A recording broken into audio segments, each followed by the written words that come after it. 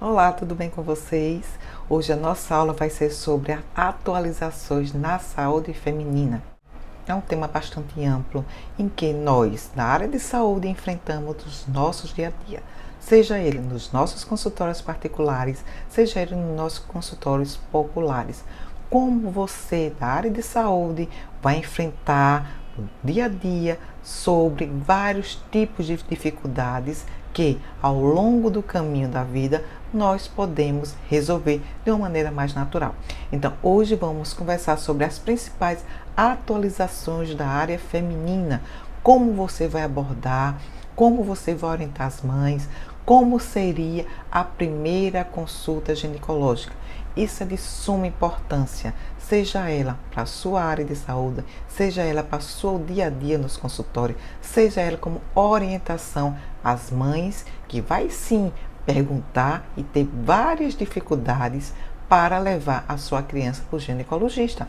Então, como você vai orientar em relação à idade do início da primeira consulta? Você vai orientar as suas pacientes quando dar início, quando levar a sua criança, a sua filha, a sua sobrinha ao ginecologista.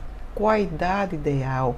Quais são as orientações que você, como profissional da saúde, vai dar a essa mãe, vai dar a essa criança, vai dar a essa adolescente, vai dar a essa paciente madura e vai dar às pacientes menopausadas?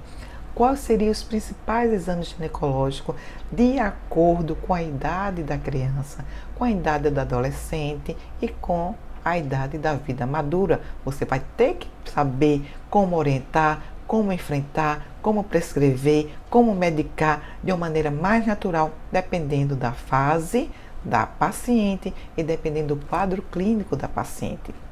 Os tratamentos ginecológicos, existe tratamento ginecológico para cada fase da criança, existe tratamento ginecológico para adolescentes, para a parte da paciente climatérica e da parte de paciente menopausada. Como você vai orientar o dia a dia e como você vai enfrentar e prescrever tudo de maneira natural para ter bons resultados nas suas consultas e no seu dia a dia e a paciente ficar satisfeita com seus tratamentos. Ter um acompanhamento ginecológico nessas pacientes, ter um acompanhamento mais adequado do quadro clínico da paciente e relacionado a alterações que podem ocorrer durante toda a fase da paciente, desde a adolescência, a parte climatérica, uma orientação nutricional, uma orientação higiênica dessas pacientes, exames adequados que você pode solicitar para suas pacientes, dependendo da história clínica de paciente, que leve a você a esclarecer dos mais simples resultados aos resultados mais complicados, ou seja, de uma maneira simples e natural. Então, para isso, você tem que saber as fases que a paciente tem do seu desenvolvimento hormonal, a fase de criança, a fase de adolescência, a fase de climatérico e a fase menopausal. Todas essas fases têm suas particularidades e têm as suas dificuldades. Então, qual a idade certa de levar uma criança para o ginecologista? Qual a idade que a criança está? Qual a fase que a criança está? Se é a fase puberal, se é a fase de telarca, se é a fase de desenvolvimento dos órgãos genitais. Então, tudo isso você tem que saber para ter o seu tratamento correto e direcionar ao diagnóstico simples, rápido e que tenha bons resultados. Então, qual a idade certa de levar a criança para o ginecologista? E nós da área de saúde dizemos que não existe idade certa para levar a criança para o ginecologista.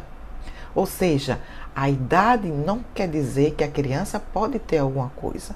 Então, a criança na fase de recém-nascido, ela pode ter alterações vulvovaginais que a mãe pode levar a criança, o bebê, para o pediatra. A fase da telarca a fase da pubarca. Então, essas fases de desenvolvimento, ela pode ter alterações fisiológicas, como pode ter alterações infecciosas e inflamatórias. Então, hoje, na área de saúde, não dizemos a idade certa que tem a mãe para levar a paciente para o ginecologista. Qualquer alteração vulvovaginal no desenvolvimento puberal dessa criança é um subsídio que faz com que a mãe abra os olhos e leve a criança para ser avaliada. Então, a criança ela pode ter um desenvolvimento alterado, seja fisiológico, seja hormonal, na idade que ela esteja, e levar a alterações que podem prejudicar a sua saúde. Então, a mãe, assim que tiver alguma alteração vulvovaginal do desenvolvimento puberal dessa criança, tem que ser vista para um profissional de saúde. Pode ser um profissional de saúde adequado? Não. Se for aqueles profissionais de saúde que estejam no interior, então a mãe ela pode levar sim a sua criança, seja ela em qualquer idade, para o ginecologista ou para um outro especialista que esteja na região dessa paciente. A gente ginecologista orienta as mães a levar a criança entre 8 a 10 anos, ou seja, a primeira consulta, o primeiro contato da criança com o ginecologista é nessa idade. Por quê? Porque há alterações fisiológicas do desenvolvimento feminino. Vai começar ao crescer os seios, vai começar a ter pelinhos embaixo da axila, pilificação genitália. Então, dependendo também da alteração fisiológica e hormonal dessa criança, ela pode desenvolver precocemente essa alteração. Então, isso é um subsídio importante e um sinal importante para a mãe começar a levar a criança ao primeiro contato ginecológico. Já as mães que, durante o desenvolvimento, não teve alteração hemodinâmica ou alteração fisiológica e hormonal dessa criança, ela pode sim levar a adolescente já na idade mais avançada, ou seja, entre 10, 15 e 16 anos, quando ocorre a primeira menarca, para os nossos consultórios. Então, assim a gente vai ter maior contato entre mãe, entre filha. A criança e a adolescente, ela vai ter que ter o primeiro contato profissional. Então, a mãe, ela é muito importante na primeira consulta ao ginecologista, porque a criança e a adolescente, ela vai se sentir mais segura. Muitas adolescentes, quando chegam nos nossos consultórios, ela não sabe falar, ela não sabe saber o que diz. Então, a gente pede orientação mais direcionada à mãe do que a criança vai apresentar, do que a criança tem. Então, isso seria a primeira consulta ginecológica, onde abrangemos uma reunião familiar, mãe, filha e ginecologista ou profissional da área de saúde. Então, isso seria o primeiro contato. Os demais contatos, a gente geralmente orienta a criança ou adolescente a vir sozinha, porque ela vai criando a sua própria identidade, ela vai criando uma independência psicológica, uma independência já na sua fase de adolescência, para que depois ela venha sozinha para os consultórios e saiba expressar o que diz. Geralmente a gente orienta a mãe soltar para a criança na segunda ou na terceira consulta, para que ela desenvolva mais a sua parte intelectual, a sua parte de aprendizado sobre o que tem, e a gente fica mais um pouco livre de conversar com essa adolescente, de conversar com essa criança. As mães, assim que percebam que a adolescente está no início da fase puberal, com aquela história de que quer ter a primeira relação sexual, é de muita importância que ela procure o ginecologista ou o pessoal da área de saúde para pegar orientações de como proceder com essa adolescente para que ela tenha uma relação sexual mais segura, ou seja, uma relação sexual com proteção e segurança, para que não ocorra o quê? Uma gravidez indesejada. Então, é muito importante que as mães ela tenham essa orientação de levar a sua criança, de levar a sua adolescente para o ginecologista, assim que tenha as primeiras alterações fisiológicas e hormonais que a criança ou adolescente precisa para que não tenha uma gravidez indesejada, para não ter um ato sexual indesejado e que venha ter complicações como infecções vulvovaginais, doenças sexualmente transmissíveis. Então, a gente geralmente orienta essas pacientes a procurar o ginecologista assim que vê que a sua adolescente quer uma coisa a mais, a não ser que ela chegue já com o intuito de querer alguma prevenção para que não tenha relações sexuais e uma gravidez indesejada.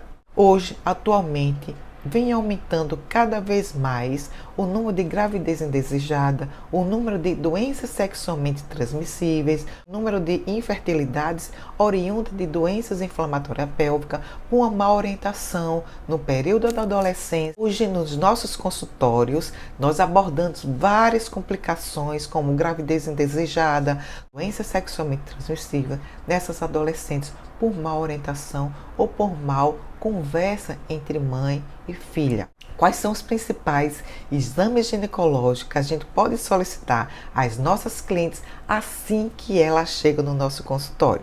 Isso vai depender muito da idade da paciente, vai depender muito do quadro clínico da paciente, da idade da paciente. Geralmente, pacientes naquela idade, entre 6, 7 anos, até uns 10 anos, quando é virgem, né? Aquelas pacientes que estão iniciando ainda o seu desenvolvimento puberal, ainda está desenvolvendo a fase hormonal. Geralmente a gente pede os exames mais simples, seja ele exames de sangue, exames parasitológicos de fezes, um sumário de urina. A gente pede também uma cultura de secreção vaginal para a gente avaliar como está o território vulvovaginal dessa paciente, para que sejam prescritos medicamentos e orientação adequada para o quadro clínico da paciente. Todas as pacientes que nessa idade de infanto puberal, que ainda não teve contato sexual, solicitar os exames mais simples. Então, quais seriam os principais exames ginecológicos que você pode pedir dependendo da fase da paciente, ou seja, da fase da criança? Quando é um recém-nascido, quando é uma criança que ainda está usando fraldinha, que a paciente ela chega com essa criança no ginecologista, geralmente com quadro clínico de vulvovaginite, né?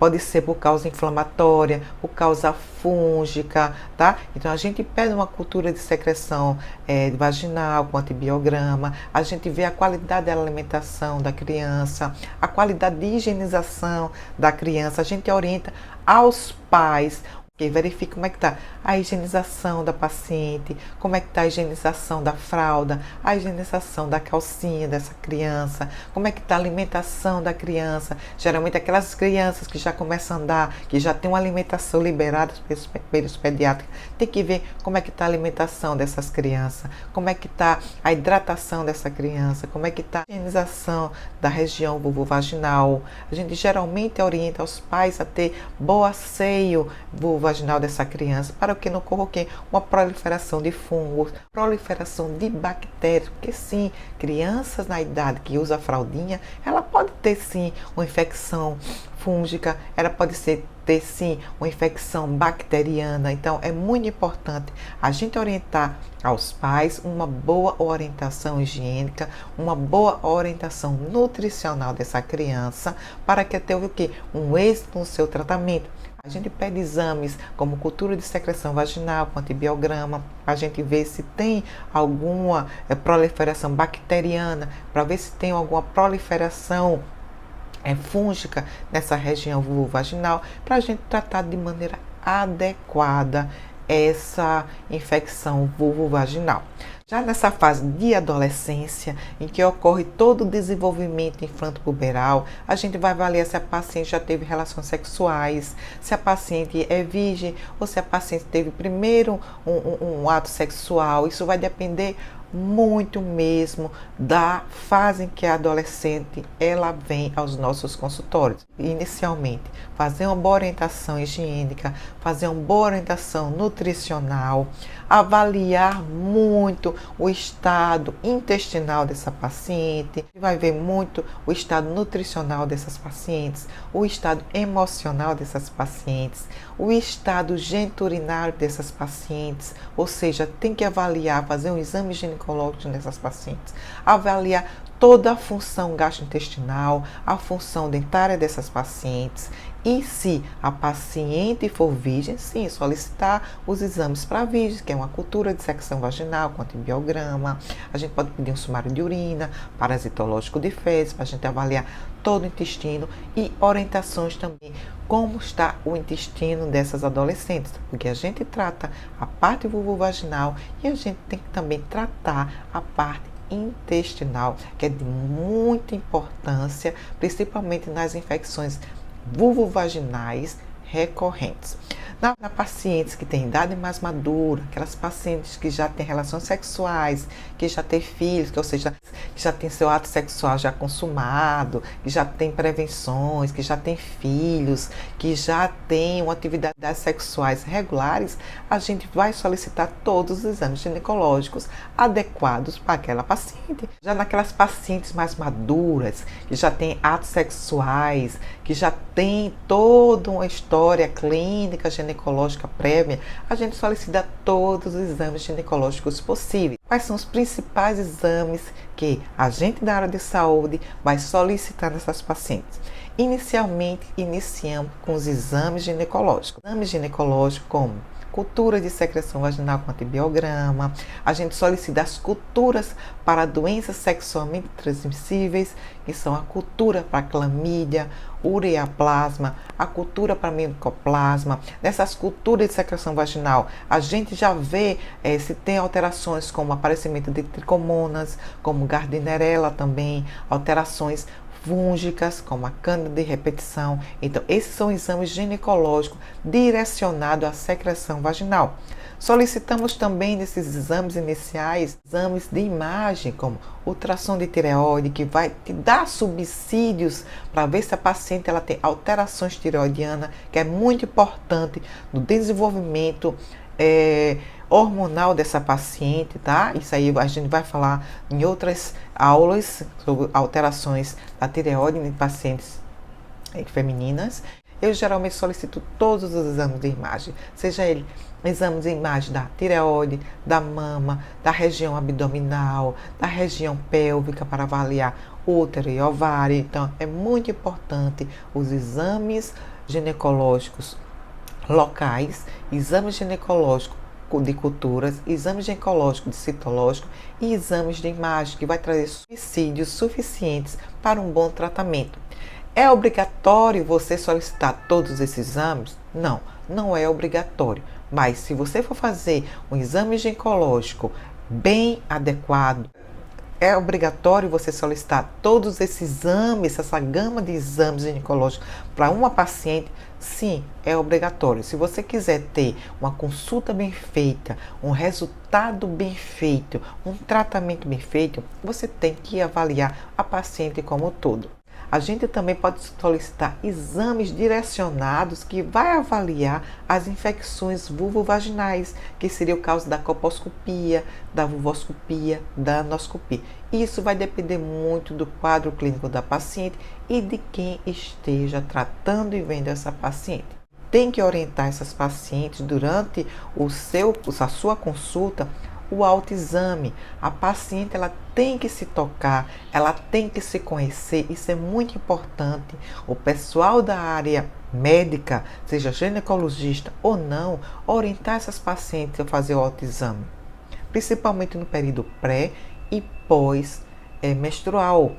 Ela tem que saber se tocar, ela tem que saber tocar a mama, ela tem que saber se tocar para conhecer melhor o seu mundo feminino, conhecer melhor o seu corpo. As pacientes que são mais maduras, que já está na fase do climatérico, que é aquela fase em que a paciente tem alterações fisiológicas, alterações hormonais, sim, a gente tem que pedir outros tipos de exames mais adequados para dar uma boa orientação e conduta. Quais são esses exames que você da área de saúde pode solicitar nessas pacientes?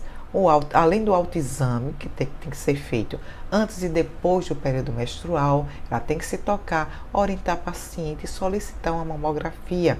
Doutora, a senhora pede mamografia de quanto em quanto tempo? Depende. Pacientes que têm parentes de primeiro grau de câncer de mama, geralmente eu solicito a partir dos 35 anos, mas isso vai depender muito, muito do profissional de saúde, vai depender muito e muito de cada caso, de cada paciente. Geralmente pacientes que têm câncer de mama de primeiro grau, parentesco, eu geralmente solicito a partir dos 35 anos. Mas não é muito você solicitar uma vez por ano?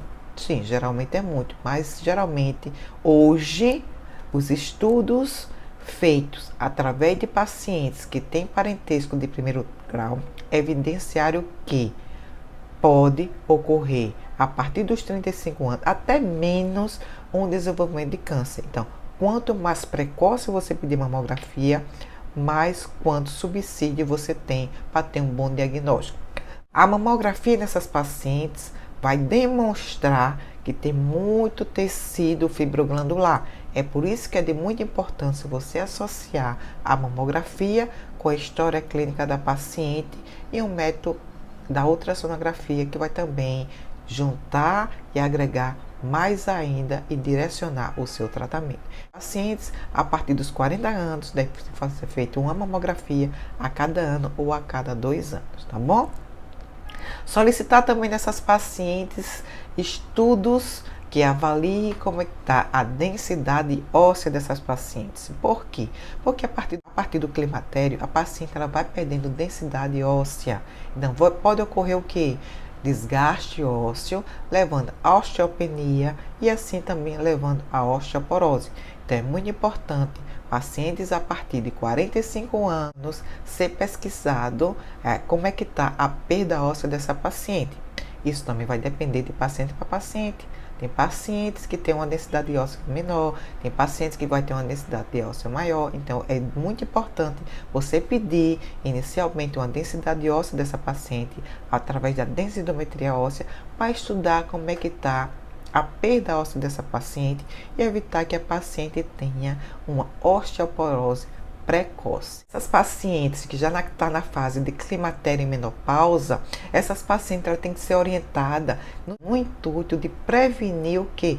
Osteoporose, prevenir o que? Diminuição da libido, diminuição da vitalidade, diminuição do bem-estar. Então, nessa fase entre climatério e menopausa, você tem que sim, obrigação de orientar a paciente a ter um bom estilo de vida, fazer exercício físico, uma boa alimentação regrada ao que? A folhas, né? A frutas, a legumes, a ter um sono melhor, orientar e tratar a insônia que geralmente ocorre nesse período entre a climatério e a menopausa. Então, toda essa história da paciente você vai orientar de maneira correta, vai solicitar exames adequados a cada fase da cliente, fase climatérica e fase de menopausa, principalmente a fase da menopausa, em que a paciente ela está naquela fase que tem fogachos, tem a diminuição da libido, tem o ressecamento vaginal, tem alterações do sono,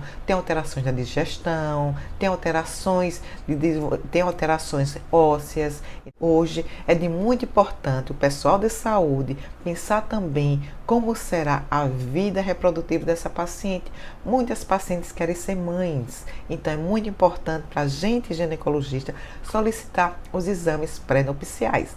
Existe sim, gente, exames pré-nupciais que você vai solicitar ao casal para que oriente você a tratar todos os tipos de anormalidades, seja ele funcionais, hemodinâmicas, nutricionais e hormonais, para que a paciente ela não tenha complicações futuras. Ou seja, através desses exames pré-nupciais, você vai orientar de maneira adequada, você vai preparar o organismo feminino a ter uma boa concepção, a ter um pré-natal adequado, a ter uma gestação mais saudável. Isso sim, a gente consegue fazer nos nossos consultórios ginecológicos. Lembrar que os exames pré-nupciais não é só direcionado a mulher é direcionar também ao homem, porque hoje a concepção, que todo mundo já sabe, são os dois que fazem isso. São os dois, é a união do óvulo com a união do espermatozoide.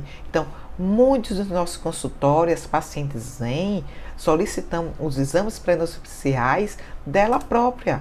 Não esquece do homem. Então, nós, como ginecologista ou da área de saúde, temos obrigatoriedade de solicitar os principais exames ginecológicos e os principais exames urológicos para o companheiro das nossas pacientes. Então, isso tudo é o mundo feminino. Você tem que saber como e qual fase você tratar a paciente, como orientar essas pacientes de uma maneira mais adequada para que suas clientes, suas pacientes tenham um tratamento correto, tenham um tratamento que faz com que você seja reconhecido de uma maneira mais adequada, de uma maneira mais simples e que ela te traga outros tipos de pacientes e você seja reconhecido na área de ginecologia. Hoje os nossos resultados frente a um bom tratamento ginecológico de nossas clientes vai depender de 3 pilares principais, seja ele o pilar físico, o pilar emocional e o pilar espiritual. Não adianta você tratar a paciente de uma maneira geral, ter um bom tratamento, se você não sabe esses 3 pilares, que são os pilares principais para ter um bom resultado nos seus tratamentos. Se a paciente tem uma mal digestão, se a paciente tem uma péssima nutrição, isso não vai adiantar. Você só vai gastar tempo, gastar hora e não vai ver resultado. O segundo pilar seria a parte emocional de cada paciente. Hoje já foram feitos vários estudos científicos que diz que uma mente doente tem um organismo doente. Trate as suas clientes de maneira natural, de maneira que ela volte para você simplesmente porque você vai ser o melhor. Você vai ser aquele médico, vai ser aquele profissional da saúde que vai estudar a paciente como todo, vai orientar ela como todo, vai ver a raiz da causa da doença da paciente, que muitas causas de doenças são a parte espiritual, a parte energética. Então, primeiro tratar esses 3 pilares, aí sim você vai ter um bom resultado, você vai ser um profissional da saúde que vai ter a sua agenda lotada. Trate a sua paciente como um todo. Nós da medicina integrativa, sim, tratamos nossos pacientes com integridade, com amor, com sabedoria. Aí sim, essa paciente vai ser fiel para você e vai ser eternamente grata pelos tratamentos que você vai fazer e que você vai melhorar a vida dela como um todo, seja na parte física, mental e espiritual.